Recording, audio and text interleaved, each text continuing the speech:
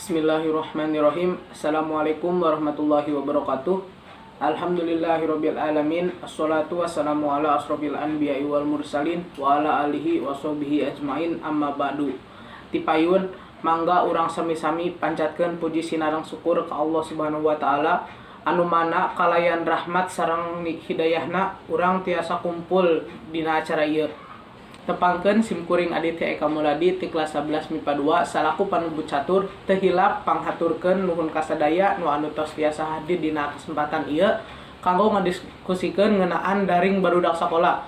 Ku kitu supados waktuna efektif, hayu urang mulai ieu ku bacaan basmalah. Bismillahirrahmanirrahim. Sadaya nu simkuring dipika hormat serta acana simkuring bade nempangkeun saha-saha bae anu bakal nepikeun pendapatna ngeunaan diajar daring di masa pandemi teh.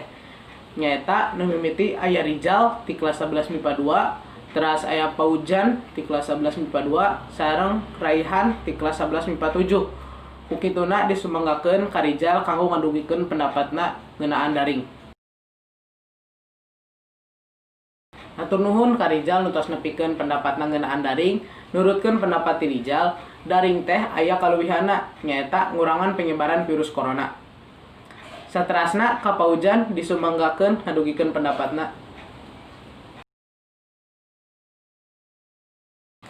Hatur nuhun ka Paujan anu tos ngadugikeun pendapatna. Nurutkeun pendapat ti Paujan, daring teh aya kakuranganna nyaeta murid diajarna efektif sareng boros kana kuota internet.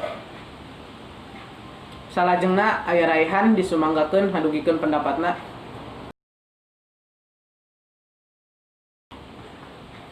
Hatur nuhun saderek Raihan anu tos ngadugikeun pendapatna ngeunaan daring. Nurutkeun pendapat Raihan, daring teh aya kaluwihanna sareng kakuranganna. Nu penting arurang kudu nurutkeun anjuran ti pamarentah sareng nurutkeun protokol kesehatan. Hatur nuhun ka saderek Rizal, Paujan sareng Raihan anu tos ngadugikeun pendapatna ngeunaan daring teh.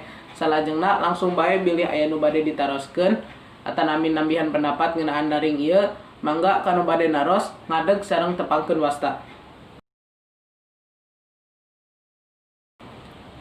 Hatur nuhun ka saderek Alfitra anu tos masihan pendapatna nyaeta bade daring, bade sakola biasa urang tetep kudu nerapkeun aturan pemerintah sareng protokol kesehatan. Sumangga ieu acara urang pungkas kumaos alhamdulillah sasarengan. Alhamdulillahirabbil alamin. Ti simkuring rupina sakitu anu kapihatur, mugia tina ieu acara urang sadaya kenging manfaatna. Amin ya Allah ya rabbal alamin. Pribados salaku pangjajab acara nyuhunkeun dihapunten tina samudaya kekiranganna. Hatur nuhun tina perhatosanana. Billahi taufik wal hidayah. Wassalamualaikum warahmatullahi wabarakatuh.